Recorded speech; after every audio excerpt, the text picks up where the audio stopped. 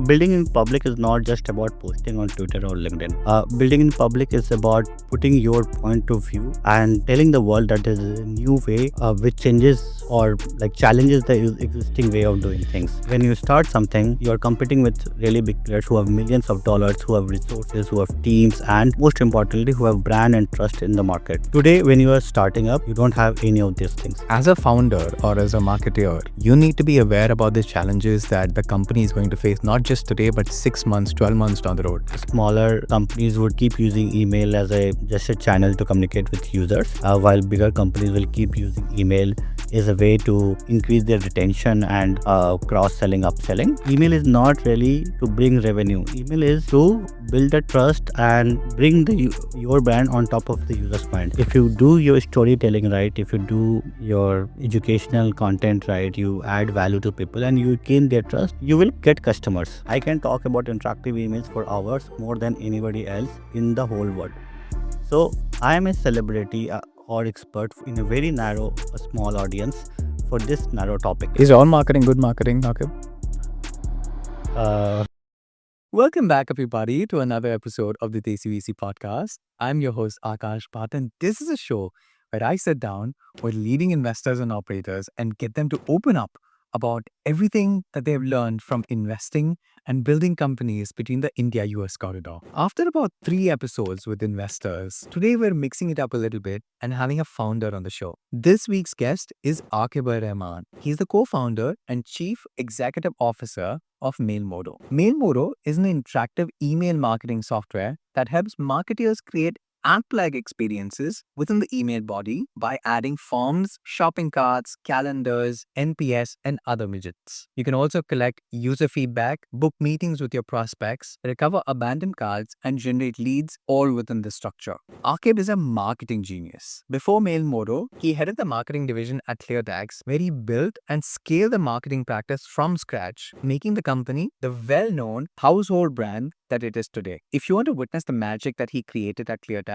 simply Google GST, income tax, or mutual funds. You will see Cleartax right up there even today. From a small village in Bihar to IIT Dhanbad and then IIM Ahmedabad, Aquib has come a long way and defied the odds at every step. Despite not attending school until the age of 10, he excelled academically, eventually securing a spot at Super 30, where he trained for IIT under the guidance of Anand Kumar. We unfortunately weren't able to get into the weeds of his journey from that perspective, but what we did was sit down and pick the brain of a marketing guru who knows how to build great marketing tools and strategies to help companies of all stages win across different divisions of the industry. Now, if you're a founder learning to market their own startup or themselves, or you're a professional marketer, then this episode is for you. Well, before we go ahead, if you've liked any of our episodes in the past that we've brought to you on the audio or the video platform, please like and subscribe to our channel so that you don't miss out on any of the future episodes or videos that we produce. Now,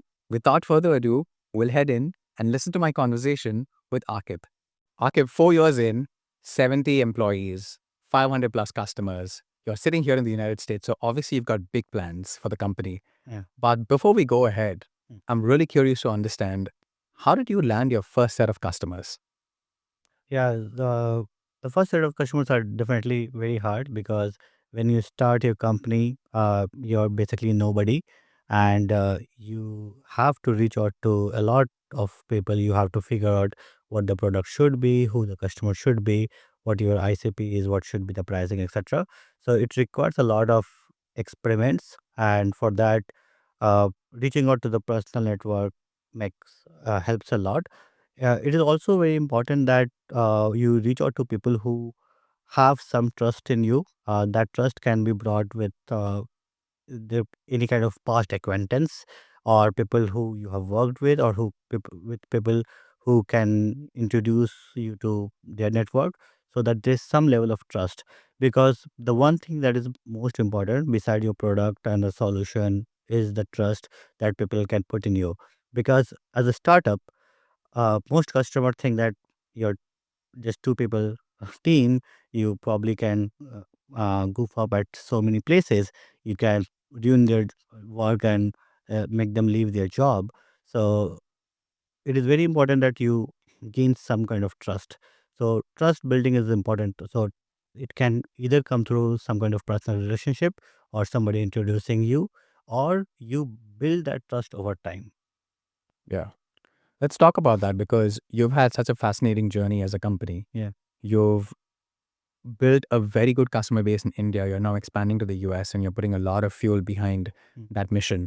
Yeah. How did the first initial set of customers get into the door? What Yeah. were some of the things that you did to land your first customers in India? Mm. And then we'll talk about what you did in the US. Yeah. So, two things that I did very aggressively in the beginning was, number one, reaching out to my potential customers, which were marketers, and solving the problem with them, like trying to understand how they currently solve email marketing challenges, and how we have brought a new solution for them. And I used to like reach out to so many people over email, over LinkedIn, over my network, and through my investors and friends. The second thing I used to started doing when I started the company was putting myself in public, building building in public and sharing whatever we were doing, sharing new case studies, new customers stories, uh, new product features, etc. Everything in public, and that helped me, like I said earlier, in building the trust. So when people see me putting that, okay, I'm working with these people, I am building this in public, it gives my brand a face. And till till now, like when I started Mailmodo and I'm not posting anything, I'm not sharing what we are building, there's no face, there's just a name Mailmodo. People don't even know about it. But when I started posting about it, I started sharing customer stories, I started sharing how they got benefit from our feature or platform. They started trusting that, okay, there's somebody to reach out to if there's a problem. And people could reach out to me very easily on LinkedIn, saying that, hey, I liked your idea, can I try your product? Or if somebody has a problem, they could reach out to me on LinkedIn or even WhatsApp or email that, hey, I'm facing this problem in setting up my account on Mailmodo, can you help me? And we used to immediately get on a call with them and help them. So that helped in building the trust. So the first thing, reaching out through the network, through friends and investors, and second thing, building in public, both helped in building the trust and getting the first initial few customers. So our first customer was Razorpay. That was through in network. Like I worked with somebody in another company, and I got to know that they required interactive image. They were experimenting it for a few months. They were not able to implement, and it was eating their engineering bandwidth. And I learned it from the person that I knew there. So I said, hey, we are building a solution, we can help you do it. And they said, okay, but you are too small, I don't know if your product will be able to help or not. We said, okay, let's do an experiment. You choose three campaigns, we will create it for you, we will do everything for you, and you see the results. And if it helps you increase the engagement and conversion in your email, you use our product. So they did three experiments, A/B testing. One campaign completely static with the normal uh, text and buttons, and which takes the user to a type form. The second email, which was made by us, completely similar in terms of text, images, links, etc. But the form was inside the email, and with that form, people can provide the feedback within the email itself, and they got 257% increase in conversion. So that's how we got our first customer. And they did three separate campaigns like that, and in each they got brilliant results, and they became our customer. They are even customers with us today after 4 years. So it has been like, it showed that they got benefit, they got our they got our support, we built the trust, and then they were ready to support us as well in terms of giving us testimonial feedback, etc. So after that, we made their story public, that hey, Razorpay got 257% conversion. That was our story, like everywhere on our website, on our LinkedIn. We also got a story published in Google AMP website, where uh, they talk about mail mode as well. So that's how we got new people eyeballs. New people get to know where, "Oh, okay, now Razorpay has got some results. We can get some results from mail mode as well." So that's like we did initial like sharing of our stories, and we got some messages on LinkedIn. Hey, it seems cool. Can I try your product as well? So that's how we got our first, I think, 5 or 10 customers. Yeah, you talked about two things there which were really interesting. Yeah, And first, I want to double tap on landing Razorpay as your design partner. yeah, Because a lot of companies, when they're starting out, they usually look for design partners that have this kind of brand recall or have customers who have reached the stage and scale that Razorpay has. yeah. How did you manage to land Razorpay as your first customer or even as your first design partner, even before landing them as a customer? What went into convincing them to even experiment with you?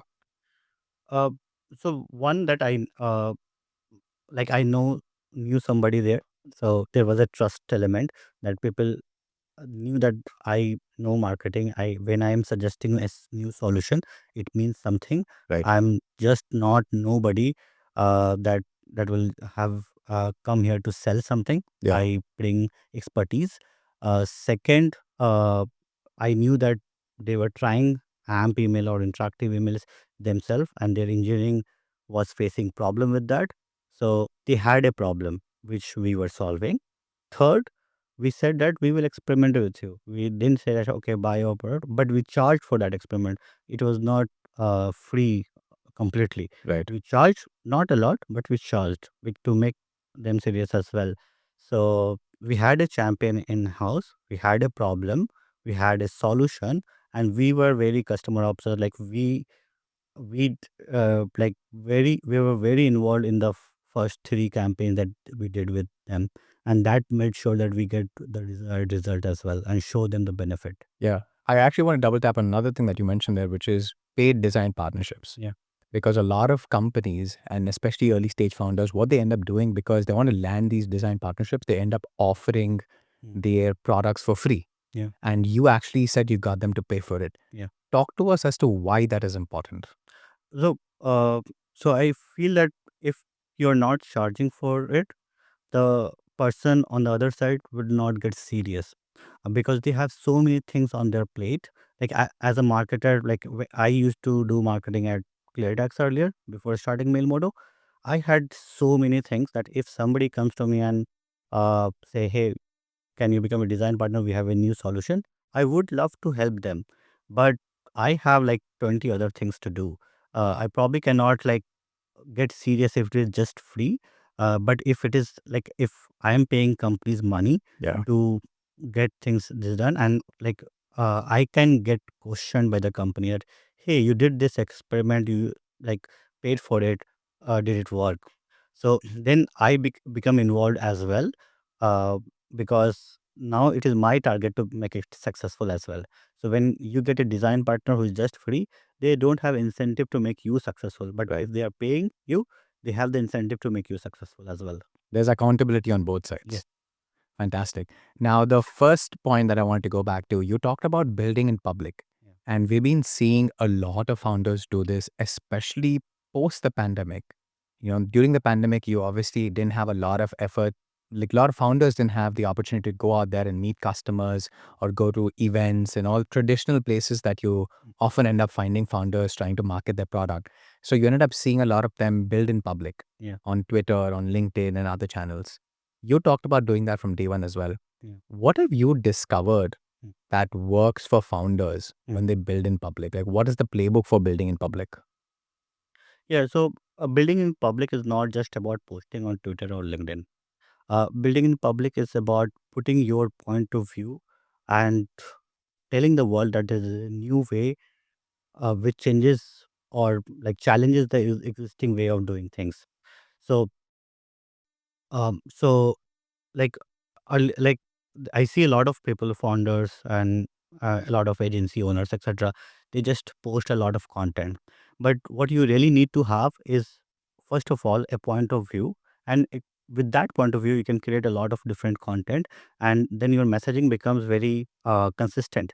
That this guy is talking about very particular type of problem, and I will follow this guy because or girl of this person because I would get to learn about this problem. This is a problem that I relate to. If you talk in about anything in public, you will get everybody, which probably will not constitute all your customers. But you have if you have a very particular type of customers, then you need to understand what their challenges are, what insights that you have got from them, and talk to about their problems, talk about the solution that you are bringing to their life. So when I say point of view, a point of view is basically a reason for your company's existence. For example, at Mailmodo, I believe that the traditional way of doing email is boring and static and doesn't result in doing engagement and conversion, because it it is broken in terms of when you send email to user, they have to first open it, then click on a link, then go to a website, then log in there, and then do several other steps to complete an action. That is broken. My point of view is email will give better results and engagement if they become actionable and interactive. So I brought that point of view. I repeated it again and again in various form. I didn't talk about everything else. I talked about why email is It's boring, broken. broken or boring today. What needs to be changed? What mail mode is changing? How my customers like Razorpay are getting impacted because of it. Right. So I use the same point of view in various forms, to from problem to solution to customer stories, everything. So if you use your point of view, and that is just one statement basically, if you use your point of view, you can create thousands of content, and you can use this, you can send the same message to your users again and again. And and it could be polarizing as well. And there would be some people who will not believe in your point of view, but there would be some people who would believe in your point of view, who would become your customer as well. Yeah, I love that point that you make there because at the end of the day, it's really trying to understand what does your potential customer and what their problems are. Yeah. Like, what is it that you're building? That what problem is it solving for them? Yeah. And the more you talk about the problem, Mm. the more other people kind of also perhaps will not be facing it today, but will face it somewhere down the road. Let's say, for example, I'm a startup that perhaps will look at traditional email marketing 6 months, 12 months down the line. But it is really important for me to know today that these are the potential challenges that are going to come up 12 months down the road. It's important for me to know what players exist out there in the market. Mm. As a founder or as a marketer, you need to be aware about the challenges that the company is going to face, not just today, but 6 months, 12 months down the road. And for you to be ready when that happens, because not everybody really knows whether your company is going to scale at the same stage and pace that you're thinking that it would scale at. For all you know, tomorrow there could be a massive event where your company could reach 0 to 100 customers in 3 months, whereas previously you had projected it to reach in 12 months.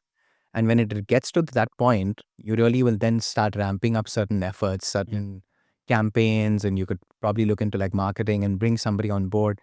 And it's impossible for you to then try and figure things out as that's happening. So, as a founder, one of the things that you need to do is think about long term Mm. and plan for long term Mm. as things are happening in the present. Yeah. So, in your point of view, Mm. we really talked about what is point of view marketing or point of view positioning for a founder. One thing that you've done really well, and we're seeing a lot of founders do really well, is founder led marketing. Yeah. What I want to understand from your perspective is how do you define founder led marketing? Founder-led marketing, in my opinion, is basically putting yourself out there. So when when you start something, you are competing with really big players who have millions of dollars, who have resources, who have teams, and most importantly, who have brand and trust in the market. Yeah. Today, when you are starting up, you don't have any of these things, but you have two things. You have yourself and you have your passion. So uh, one thing that really works in marketing is something called evangelism, like somebody endorsing your product, some celebrity endorsing your product, some known person endorsing your product, or some customers endorsing your product, etc. Uh, so for your brand as a startup, you need to become that celebrity, and you can become that celebrity for a very narrow audience, small audience, for a narrow topic. Yeah. So, for example, I am probably the most well-known person or well knowledge person for interactive emails. I can talk about interactive emails for hours more than anybody else in the whole world. So I am a celebrity or expert in a very narrow, a small audience for this narrow topic, Yeah. right? So you need to find out, and again, I will go back to point of view. So where you are basically identifying one problem, one topic, one area, where you become an expert, you become a thought leader. That anybody who has that a problem reaches out to you. Okay, okay, this guy knows about this topic. I want to learn from it. I want to know more about his or her product, and I want to use that product. So, founder led marketing involves one, building your brand using educational content, using thought leadership content in one very small topic that your customers relate to, and then talking about it again and again in various formats. So, for example, we did start with LinkedIn posting, etc., on my account, and which slowly grew. We realized after a certain time that it was saturated because the same kind of people were looking at my post again and again, and we realized that we need to do more. Right. So we started writing posts on other websites where my audience used to reach out. We started going to podcast. I started going to podcast. I started recording videos. I started hosting other people on my podcast. Uh, I even did like I reached out to all the software that we used at Mailmodo and said, "Hey, I will give you a testimonial if you put my photo and testimonial on your homepage." I cannot attribute any customer to that, but everybody who is like visiting these people's website, these software's website, they are seeing Mailmodo, and it is like Brand recall. it is brand recall, right? So so it is not just like posting on Twitter and LinkedIn continuously like, hey, we are doing 1 million AR, etc. No, it it is building your audience, talking about one pain point, one problem, one point of view, and doing it repeatedly again and again in various form. Hey, these are some great examples because you don't necessarily think about reaching out to some of the tools that you're using and saying, hey, I'll give you a testimonial in exchange. Why don't you put me and my photograph and my company's logo on your website? Yeah. What are some examples of other hacks that you have unlocked for Mailmodo Mm. that's given you guys a lot of organic slash partnership led visibility? So most like we have done a lot of experiments over a period of time, and most of them are like not like viral thing. Most of them have like incrementally benefited us in various forms. One thing that we do and most people don't do is we do a lot of marketing collaboration with other companies, other marketing experts as well, because our customer segments are marketers. So we create a lot of content in terms of video as well as written form, and we go to various partners and say, "Hey, we are already creating a content. Why don't we distribute it together?" Right.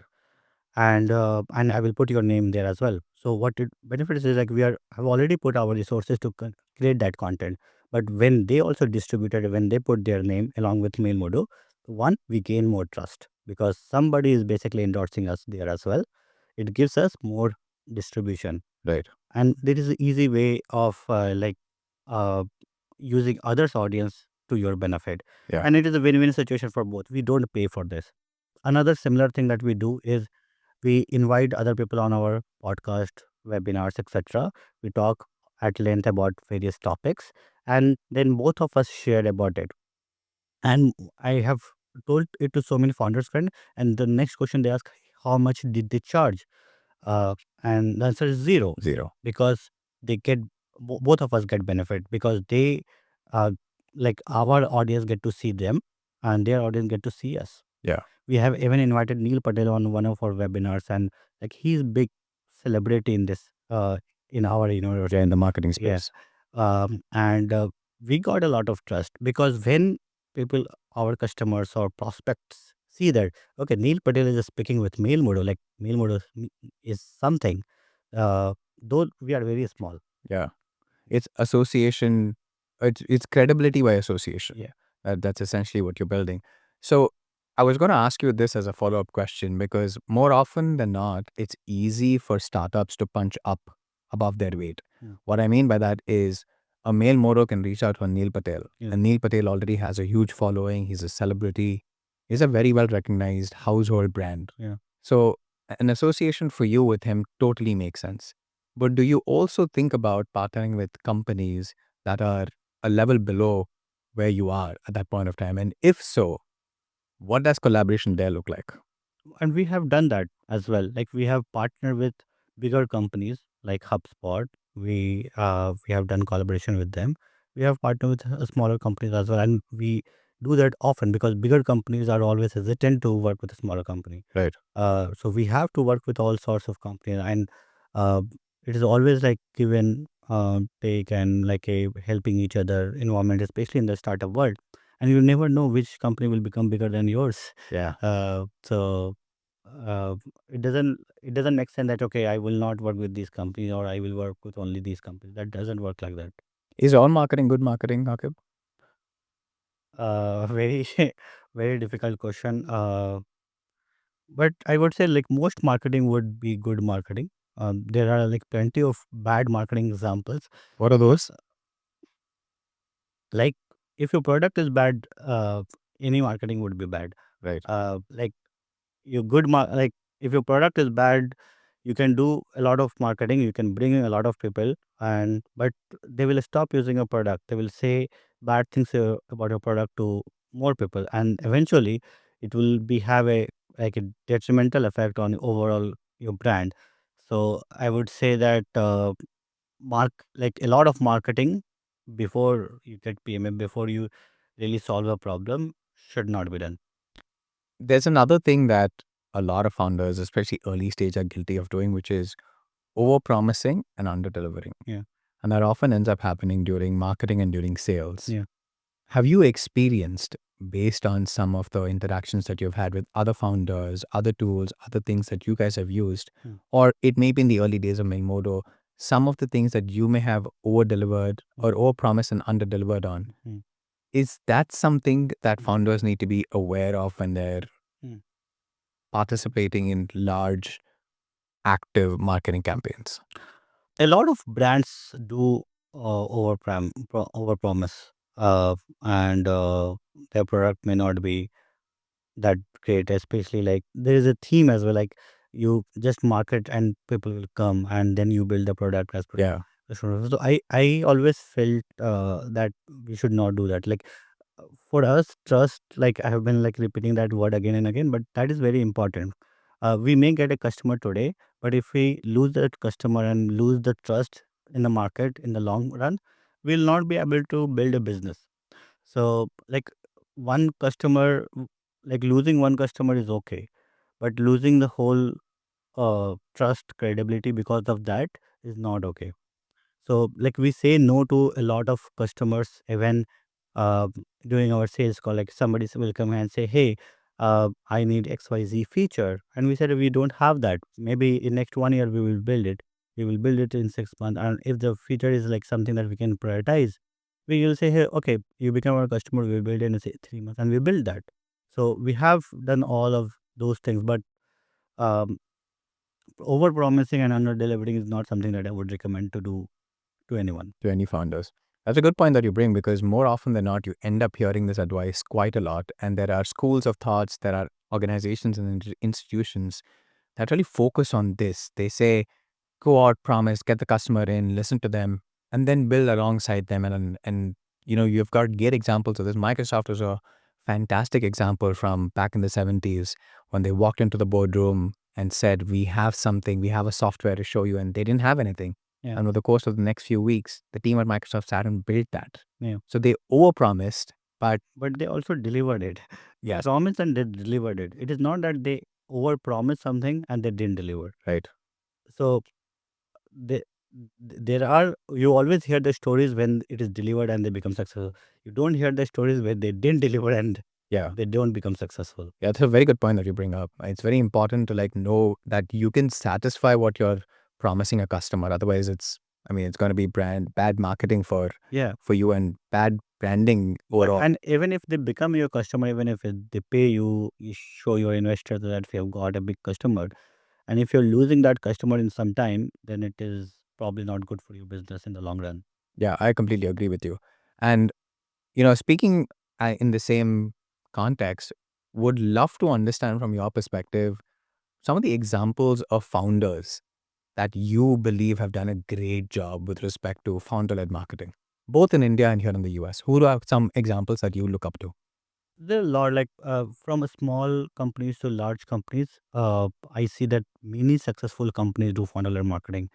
So starting from like very big companies like Elon Musk or Airbnb founder does really good funnel marketing even today when they're so big. Yeah. Among the smaller companies, I feel that our B2B is doing really good. If you like, I I have seen that in last 1 year they have consistently shown their founder over and over everywhere, Yeah. and he has just talked about one problem, like that warm outbound is better than the cold outreach, right? And he has like he has been sharing his journey, he's been sharing the problem, and he's been talking just to his customer, nobody else.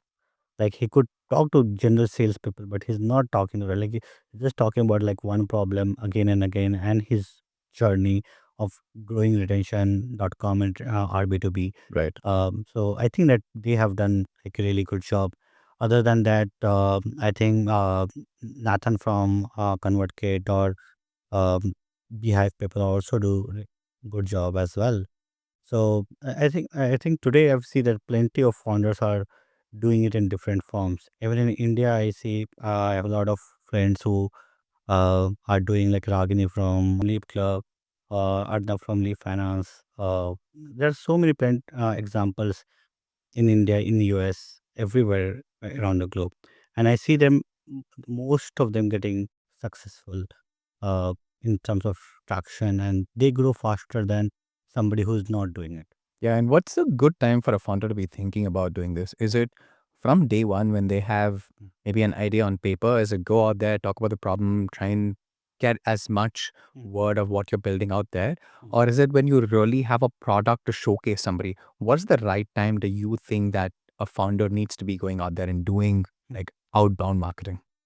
You don't need to do have a product to do marketing or to even talk to customers. So I believe that you should talk to customers as soon as you have some problem. As soon as you have the idea, as soon as you have the point of view, which is basically understanding the pain point a customer has and how you are solving it and what impact it will bring to their life, you should talk about it. And you can build a community around it. You can so there's one good example of that is Rocket Lane. uh, I know that they started building a community 1 year before they launched the product, Yes. and that community had like 1,000 people already. And when they launched, they got so many customers already waiting for the product, right? Yeah. So that helped with their growth and their next round of funding, like because of that fast growth helped them in the next round of funding as well. Yeah. So uh, and if they waited for like 1 year to start talking about the product, probably it would like they would have achieved the same result, but after 1 year. So Yeah. we would be dealing. Even us, we started talking about interactive emails like even before like I decided to build Mailmodo. Right. So I just posted, and people said this is amazing, and that gave me the confidence that okay, there are enough people who face this problem and who would like this solution. Yeah. So I think it is good that you do like share your point of view, share your story even before your product is live. I completely agree with you. This is one of the things that, we at Lean were also doing when we initially started off is talk to as many people in the security industry and try and understand what the problems were. Yeah, I remember you mentioned that you talked to about 100 people or so. Yeah. In the Yeah. early days, even in 30 days, we were able to get about 122 conversations. And all we focused on during those conversations was what are the problems that you're facing? Yeah. Even today, Mm. we are trying to discover what is our enterprise use case. What are we going to go to large companies and build for them?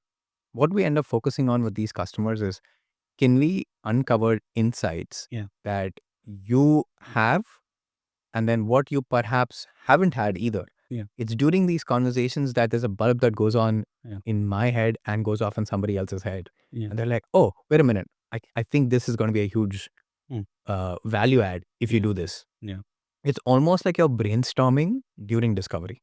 Yeah. And sometimes you go with a thesis saying, hey, I have interactive emails Yeah. that I think is going to be a game changer. But when you start talking about it and we start having a community or you start engaging potential customers or people who have this problem, you will discover that they have 10 other problems as well. Yeah.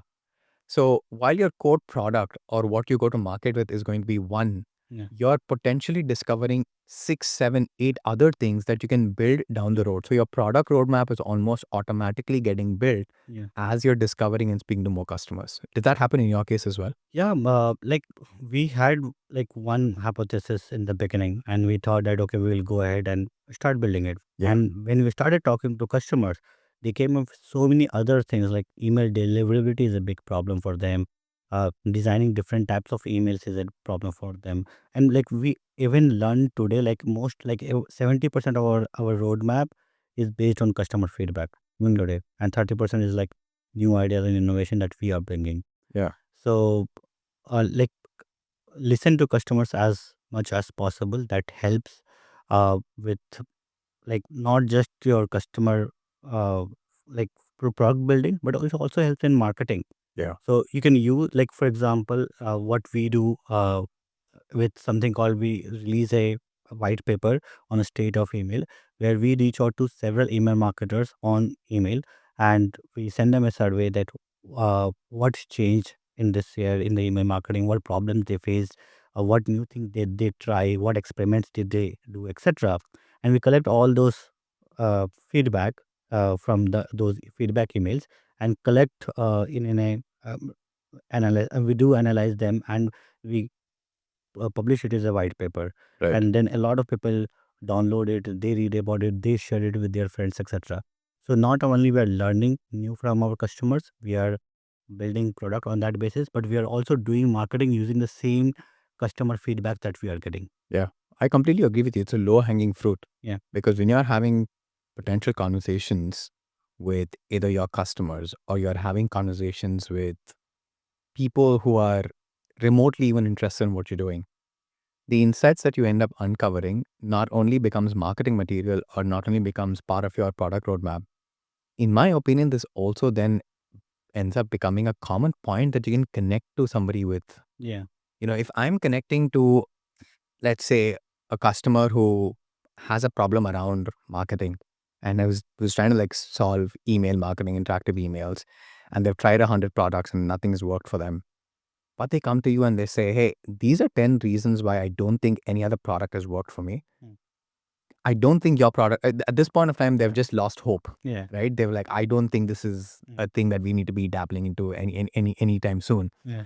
But it's a massive opportunity for you to then also uncover a new customer base. Yeah. That is, there's early adopters, there are people who have come to you with a problem, and the people who actually given up saying, email is not meant for me Yeah. because nothing is working. I don't think this is meant for me. We'll try something else. Yeah. But that small subset that has completely given up hope is a massive opportunity for you to then convert them. Yeah. And again, bring them into the funnel and building trust, as you mentioned. Yeah. Bringing them education becomes a huge part of what you're doing in terms of marketing effort as well. Yeah. And I don't know if you've given this a lot of thought. We do every time, or in the past when I've worked with companies as well, I've seen some of the people who've done marketing really well is tap into the customer base that has given up hope Mm. on finding a solution and therefore has either found patchy solutions Mm. or have put together some hacky things themselves. Yeah. It's a great opportunity to convince them saying there is something here. Yeah, I haven't thought a lot about that. But I believe that that is the place where you do create new categories. Uh, Yes. like I feel that that's how Uber would have been created. That okay, like I've given up on taxis. Like Yeah. I have to go to a particular place to get a taxi. Taxis are not safe, etc., etc. And Uber said, okay, let's change it, and we will bring the taxis to your home. Yeah. So I think that's probably the way that new categories are created. I completely agree with you. I think that is something that most companies need to think about, especially when they're thinking about marketing, when they're thinking about building product strategy, is try and think about that minority subset Yeah. that has given up hope Yeah. that nothing can be built for me because either their problems are so unique Yeah. or they've tried and looked at incumbents in the market and they felt they don't meet their needs, Yeah. or they just feel that, I don't think I can work with somebody small because I don't think at the scale at which they're operating and what our needs is going to be a match. Yeah. So they've given up hope. So there's a massive opportunity to like unlock. And those could be the customers who actually might be a large 7-figure customer. Yeah. They could be the ones who are trying to like build stuff internally. That's how Retool was started. It was something that somebody faced internally saying, I'm not able to like build internal applications and tools. Let me see how many other companies are out there who are doing this. Yeah. And then they went out and looked at it and tried building it from a YC standpoint, and then obviously landed these big, larger enterprise customers. And today they have 500,000 customers that they're working with. It all starts with an ignored customer base, that new products, new categories, and opportunities for an existing company are also born. Definitely. Exactly. Yeah. And speaking of the same thing, we've been talking a lot on what marketing efforts do founders do really well. And I want to get to this point where we flip the question and ask, what are things that founders don't do well? Because even in terms of marketing and founder-led marketing, there's an opportunity to get lost Yeah. in looking at what so many people are doing. Like, for instance, I can go to Instagram and see there are B2B companies doing XYZ things. Hey, I need to be investing into this. You go to LinkedIn, there's somebody doing videos today, there's somebody just writing long posts. There are so many ways in which you can get lost. Yeah. What are examples of founders who have not done marketing well, Hmm. or who have tried to dabble in too many things and in the process just lost out Hmm. their own identity, or have been doing way too much that doesn't really like meet Hmm. their core customer base at the end of the day? So it's hard to come up with examples of something that hasn't worked. Uh, but yeah, I agree with that point completely. That in the beginning, and even at some point else, like uh, we like, and many other founders I see try to do a lot many things, especially because they see that their competitors are doing those many things. Yeah. So if I see that, okay, Mailchimp, which is like at $1 billion revenue, um, is doing ads, is doing banners, out of home branding, sponsoring events or sponsoring trains, and so many things, right? And if I say, hey, I have to do all of those things as well because Mailchimp is doing it, then it is a problem. Right. Because Mailchimp has $1 billion revenue and so many people, 20 years of experience, trust, everything that in their favor. If I do the same thing, I will never win in their game. I will be playing their game. If I want to win, I need to play my game and in my code, uh, and that has to be small, like, and where it is like an ant fighting an elephant, right? Um, in most cases, the ant will be defeated by the elephant Yeah. unless the rules are changed. So you need to make your own rules. You need to play your own game without worrying about the competition, without worrying about the so many things. Focus on one thing, one problem, one pain point, one point of view, one customer segment, and just keep delivering value, building trust. That's a great point, because I think for most founders, Mm. the easiest thing for them to do is talk about the problem statement. Yeah. And it's getting creative about talking about that problem statement in 10 different ways. Yeah. It's not just saying, Mm. hey, I'm trying to, like, in your example, talking about interactive emails. Why is this a problem? You can look at it from a different point of view and be like, hey, this was a problem for somebody and this is how they solved it. Yeah. Or this is how somebody else has solved it Yeah.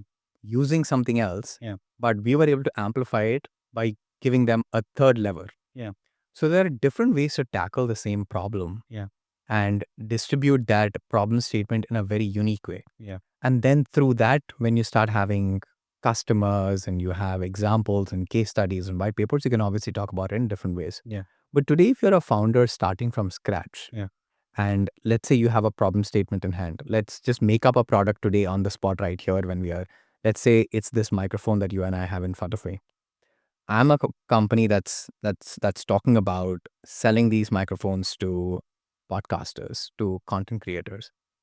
How do I start in a market that's already saturated? Now, let's say or another example could be there's a competitor to Mailmodo that's come up. Yeah. I don't want to put you against your competitor and give your competitor's idea, Yeah. but let's say there is a company that's getting Mm. formed in a space that's already well defined. Yeah. How do they go about it? if it's not the problem statement, because problem statements sometimes can be out there Yeah. and enough number of people have talked about it. But how do I take it one step above, using the example of the microphone? Yeah. So, like some time ago, you said something about identifying an untapped need for an untapped audience, Yeah. right? So there would be, so don't have a lot of knowledge about podcast or microphones, but let's say there would be a set of podcasters or that who have problem with current microphone. Like for example, my microphone should be portable. Like this is like big, bulky, etc. Yeah. And like let's say I host podcast at several places. I like go and like do it in the sunlight, or I may travel podcast and I want a easy, lightweight, portable. So I think there needs to be something. First of all, you need to find an untapped need and bring a solution for that. Right. So that's the number one. Basically, you need to find a good problem and a good solution for the same. Second is you need to find your audience. If let's say if you're building a lightweight portable uh, microphone, you would not be selling to offices like this. You would be selling to probably travel podcasters who would be probably the best. This is my assumption. Though. Yeah.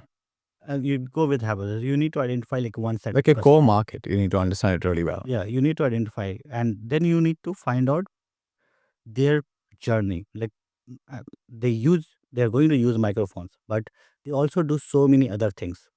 Let's say a travel podcaster will be uh, booking hotels, going to different places, travel like touristy places, or uh, they would be needing camera, they would be buying cameras, they would be recording video data. So what is their journey like? Right. And you can plug your product at each of those touch points, Very interesting. right? Uh, like you can partner with the hotels, you can partner with the camera company, you can partner with the all those touristy places. You can put banners at these touristy places. You can put shops at these touristy places. You can go to YouTube and find out these travel podcasters and maybe do a cold outreach to them. So you really need to identify what their journey is like your of your ICP. Yeah. And then you need to add value to that. You, of course, your microphone or your product is the main value, but you probably would be able to add so many uh, different types of other values which you can offer for free. For example, how to attach your microphone with your camera. A lot of podcaster might be searching for it. Yeah. You can put a blog about it, you can put an article about it, you can rank on it, and then they will learn from it, and it will give them some information value, but they will also learn about your product, and some of them may buy it. You touched upon something there which I think a lot of founders don't really tap into in the early days of their marketing, which is SEO and ranking. Yeah. What has worked in your favor, and where are we today, especially in the term, in the context of AI? Because what we've learned is that Google and other ranking websites have really caught on to the AI trend. Yeah. And they stop ranking your domain or your blogs or your content the same way that they used to perhaps in the past. So I will get to like two very interesting points that I wanted to talk to you about in about 10 minutes time. But let's start with SEO. What has changed and what should companies be focusing on today to really push their brand on SEO channels? Because it's not a forgotten art. Yeah. It's just an art that has evolved to, like every other effort, marketing, sales, all of that. SEO has also evolved to where we are today and has caught up with AI. What have you learned about it in terms of its evolution? So SEO or any other form of marketing, especially content marketing, is about adding value, like identifying the problem and adding value to customers' life, not just selling your product. So, like we were giving example of this microphone, which is portable and lightweight, etc. We talked about the whole journey of the user. We didn't talk about just about the microphone. Yeah. If let's say if I'm a microphone company which creates lightweight portable microphones, uh, should I write just about microphones? Probably no, Not. because my audience doesn't think about just microphone all the time. He or she has 10 different other problems, like how to edit the videos, how to put it on YouTube, how to get cheap flights, etc. You can probably write about all those things Yeah. and do SEO around that. Uh, However, I would suggest to start with like one niche and create different pillars and then create different contents around that. So, but at the end, it is about identifying the journey of your user and solving those problems for them. So, and it also helps in building the trust. So, I will give you example. Before Mailmodo, I used to head marketing at Cleartax. I joined Cleartax when they just raised Series A and uh, Indian government announced launch of GST.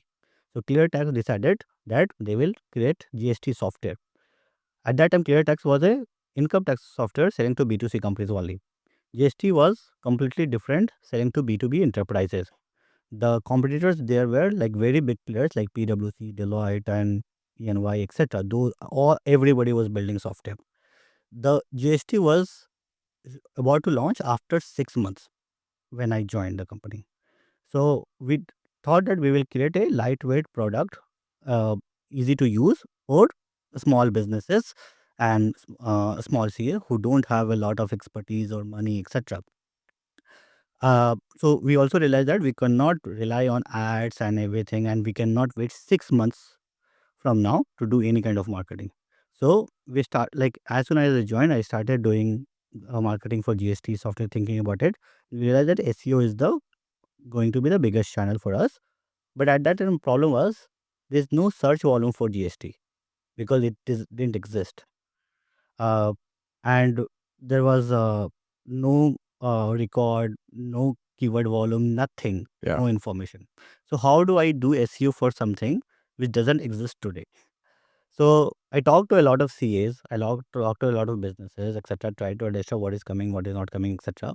And most of them didn't know anything. Most of them were very scared about what GST would be. So finally, I went ahead and read the whole model law of GST. I read all the chapters, and then I created a on one page. I created a journey of a user who will be migrating from old service tax and TDS model to new GST. So, and we like, I wrote like 10 different things or 10 different touch points. So, there will be first of all migration. Second, they need GST registration. Third, they need to create GST invoice. Fourth, they need to file GST returns. Fifth, they need to appeal for any problem or etc. Sixth, they need to audit. Then there are tax code, etc. etc. And then these were the pillars. And in each of these pillars, there were several questions that people will ask. Like, for example, in GST return, there are six different types of GST returns that time, GST 1, 2, 3, etc. For each, how to file, what is it, compile, etc. So it created a lot of content. The benefit of it was Cleartax was the first mover for any GST related content. We started ranking on most of these content because these were very easy to understand, because we realized that most of the law is very complicated for normal people, Yeah. for small businesses. So we wrote it down in a very dumb language, like explained everything. So we explained like even abbreviations of things, like what is GST was a page on our website. Like GST is goods and services tax. It is launching on this, etc., etc.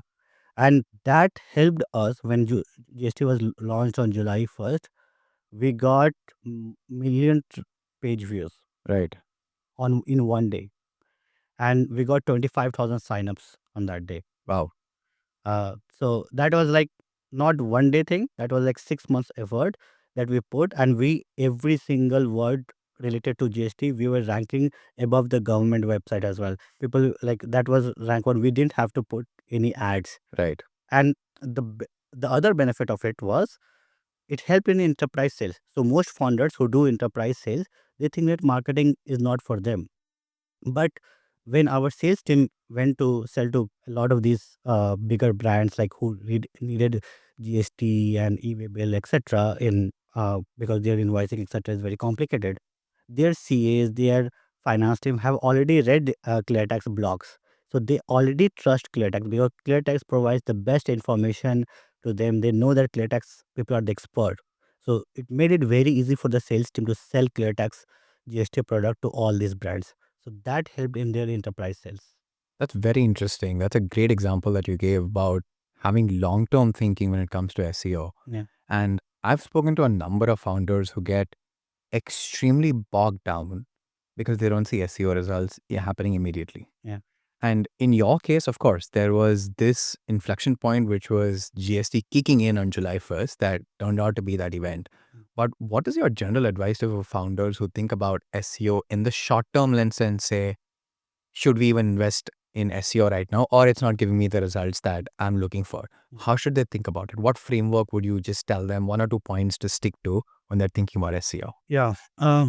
So SEO, when you think about SEO, think how Google thinks. What does Google want? Google wants a better experience for their user. Yeah. That when people search for something, they get the result that they are looking for.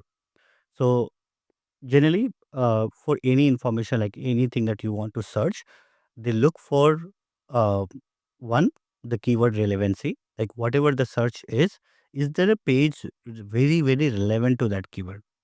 Second, they look at the authority, the website authority.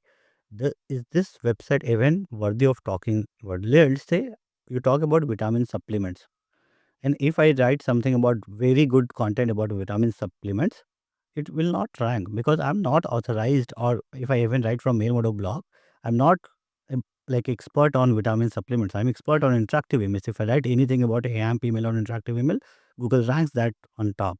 But if I write about vitamin supplements or even let's say Hollywood or cricket or football, anything, it will not rank it. Yeah. Because I don't have that expertise in eyes of Google. How does Google determine that expertise? Number one, it determines the expertise in terms of how the how much content I have related to that topic, like topic relevancy in general on my website.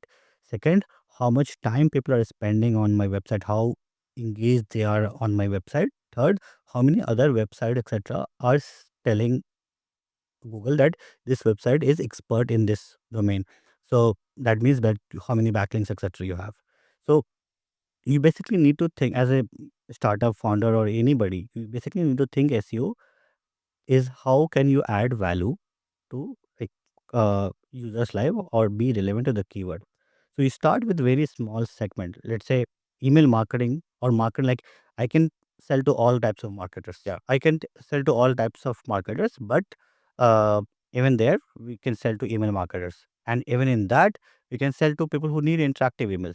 So I will start with very narrow uh, topic of interactive emails. I will write everything about interactive emails and build a domain authority or website authority about interactive emails. So whenever um, people search anything about interactivity or interactive emails, Mailmodo will rank. So it could include use cases, case study, problems, solutions, why, AMP email, etc., everything. Then I would expand. So start with one small topic, keep expanding. There's a strategy called like pillar strategy, which is like create different pillars. So interactive email is one pillar, email deliverability is one pillar, email templates are another pillar, etc. So we'll create different pillars and keep building on it. Another insight is that you start with bottom of the funnel keyword if you want like immediate outcome. In a crowded category, most of the bigger brands would already have been ranking or written about top of the funnel keywords. But if you start with like very specific bottom of the funnel keywords, like how to add forms within email, that is a keyword for us. We would rank there because nobody else is basically writing on that. uh, and be better than the rest of the content. Like search your keyword, see the top 10 content. What are they writing? How are they adding value? Can you add more value? Can you add like more examples, more case studies, more statistics or videos or other things in that content and add more value? And Google will automatically keep improving your ranking. Very interesting. I really like how you broke this down for any founders thinking about SEO from day one. Yeah. Now, towards the last segment, this is something that I really wanted to talk to you about from the time that you walked in, is the state of email marketing. Mm, We've gone through mm, the 90s and 2000s and 2010s where email marketing has obviously been there for the longest period of time and it's evolved in its way and shape.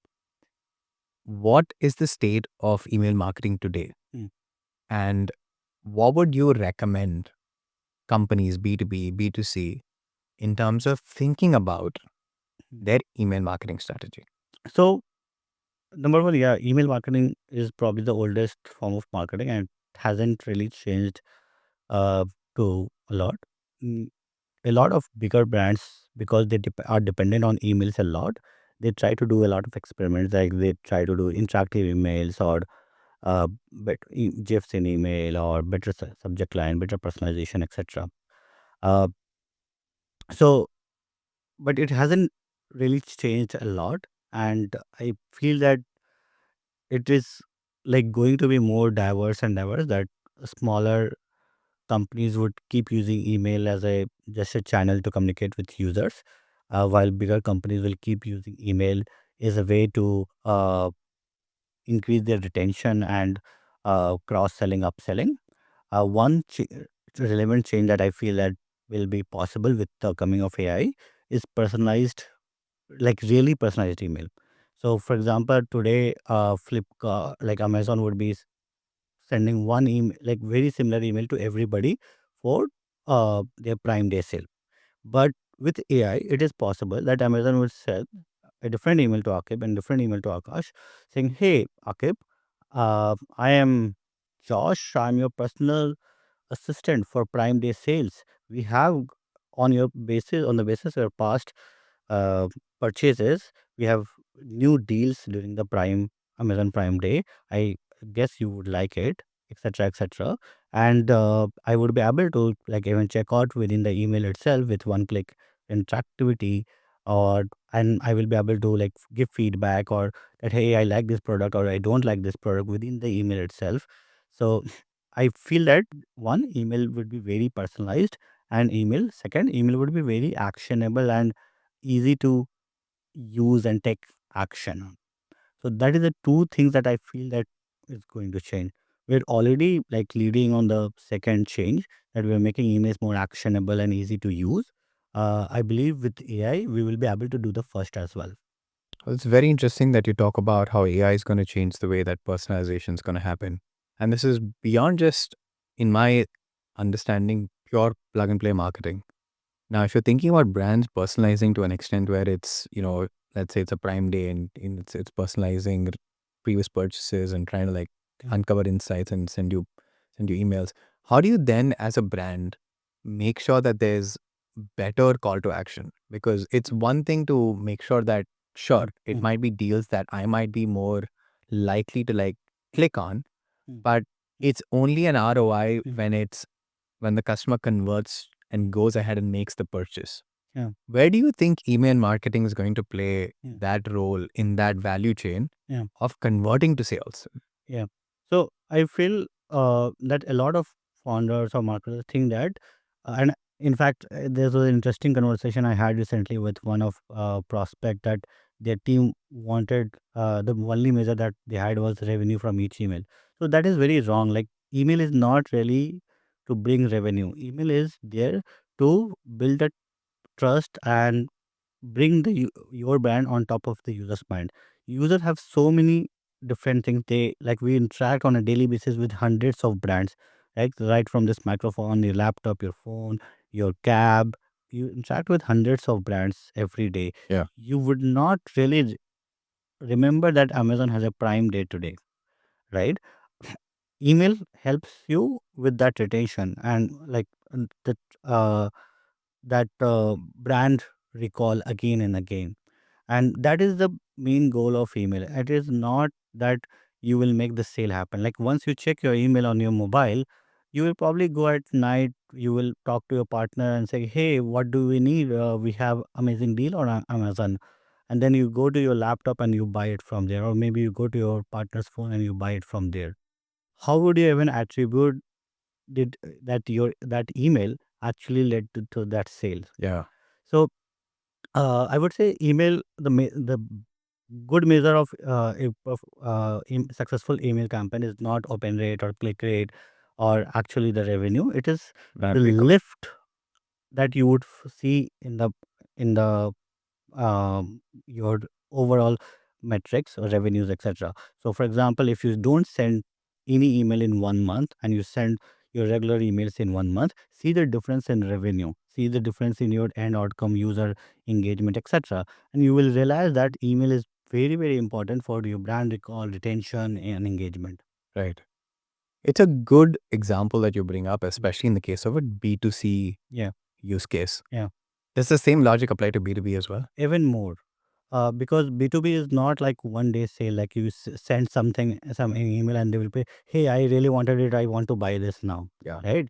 Uh, even let's say you take any example, like even we sending an email to anybody or even engaging with our users, so people sign up on our website, right?